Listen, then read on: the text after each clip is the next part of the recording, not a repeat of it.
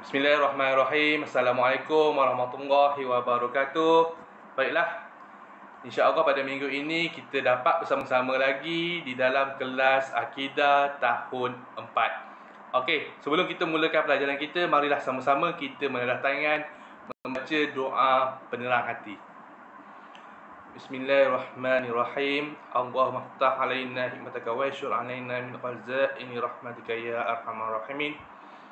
Rabbi shrah li sadri wa yassir li amri wahlul 'uqdatam min lisani yafqahu qawli.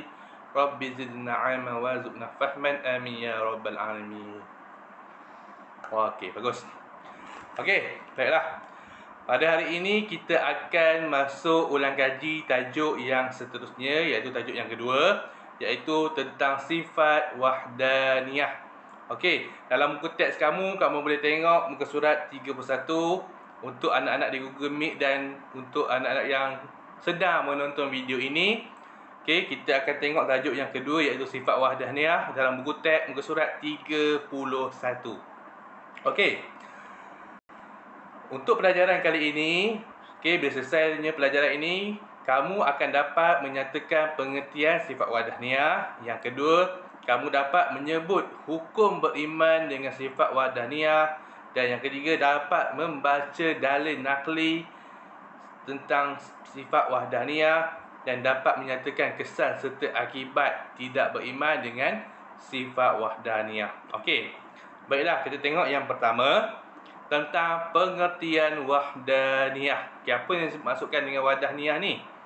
Okey, wahdaniyah ni adalah maksud dia Allah Subhanahu Wa Taala Maha Esa ataupun tunggal, ataupun Allah Subhanahu Wa Taala itu satu sahaja. Maksud dia tak ada yang kedua, tak ada yang ketiga dan tiada yang lain-lain lah. Okey, Allah ini bersifat Esa, iaitu tunggal, tak ada yang lain dah.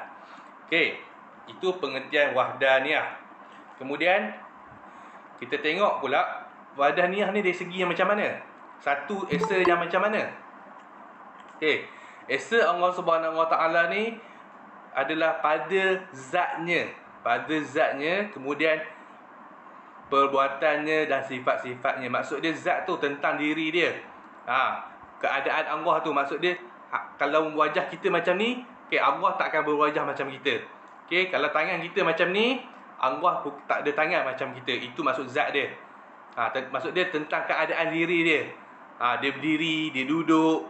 Okey, apa-apa berkaitan dengan Allah Subhanahu Wa Taala ni tak sama dengan kita. Okey, boleh. Okey, dari segi itu tentang sifat. Kemudian perbuatan. Contoh perbuatan. Okey, perbuatan macam kita ni berlari, berjalan. Okey, Allah tak ada sifat-sifat macam kita. Dia tak ada perbuatan macam kita. Okey, cuma kata nama sahaja yang sama. Contoh, yadun. Allah ada yadun. Yadun Allahi fawqa aydihim. Tangan Allah di atas tangan-tangan mereka. Tapi yadun Allah tu tak sama macam kita, tak sama tangan macam kita. Kekuasaan Allah tu tak sama macam makhluk dia. Okey, semua yang ada pada Allah tak ada pada makhluknya. Okey, itu maksud wahdaniyah. Kemudiannya kita akan tengok hukum mempercayai sifat wahdaniyah dalam muka surat 34. Okey, kita tengok dalil dulu.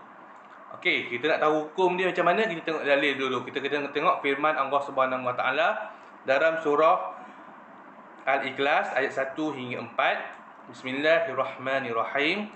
Qul huwallahu ahad. Katakanlah wahai Muhammad, Tuhanku ialah Allah yang Esa. Ayat yang kedua, Allahus Samad.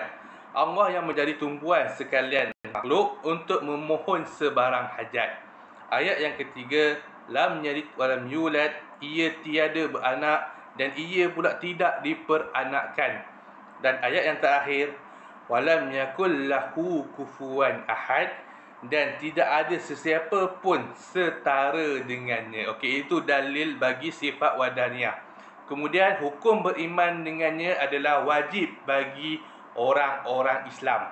Orang Islam mestilah beriman dengan sifat wahdaniyah.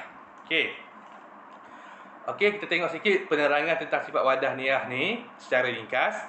Okey, wahdaniyah artinya tunggal. Lawan bagi sifat wahdaniyah adalah ta'addud, iaitu berbilang-bilang. Okey, tidak mungkin Allah Subhanahu Wa Taala bersifat berbilang-bilang. Okey, sifat Allah Subhanahu Wa Taala yang esa itu menunjukkan bahawa Allah Subhanahu Wa Taala itu maha agung dan maha sempurna. Okey, Allah ni tak ada cacat cela pada dia. Okey, semuanya sempurna. Okey, kita tengok kesan beriman dengan sifat wahdaniyah. Muka surat 39. Okey, yang pertama, jika orang itu mempercayai ataupun beriman dengan sifat wahdaniyah, mereka akan taat akan perintah Allah. Yang kedua, bertakwa kepada Allah, maksudnya takut akan Allah. Kemudian yang ketiga, teguh dan kukuh imannya. Yang keempat, suka membuat amalan kebaikan. Okey, ini orang-orang yang beriman lah. Okey, kita tengok pula orang yang tidak beriman, akibatnya apa? Akibatnya, dia akan ingkar akan arahan Allah. Yang kedua, jauh daripada kerahmatan Allah Subhanahu Wa Taala. Yang ketiga, tiada keberkatan dalam hidup. Dan yang keempat, hidup menjadi tidak tenteram. Okey, kita sebagai umat Islam, kita mestilah beriman. Supaya apa? Supaya kita jadi orang-orang yang diredai oleh Allah Subhanahu Wa Taala. Okey, baiklah. Untuk latihan pada minggu ini, okey, Muallim ada sediakan latihan dalam Word PDF. Okey, Muallim nak awak download dan awak salin latihan tersebut dalam buku tulis awak. Okey, salin, kemudian dan jawab dalam buku tulis tersebut. Okey, dah siap, nanti tolong hantar kepada Muallim. Okey, sekian itu saja daripada Muallim. Kita jumpa lagi pada minggu hadapan. Muallim akhiri dengan Assalamualaikum warahmatullahi wabarakatuh.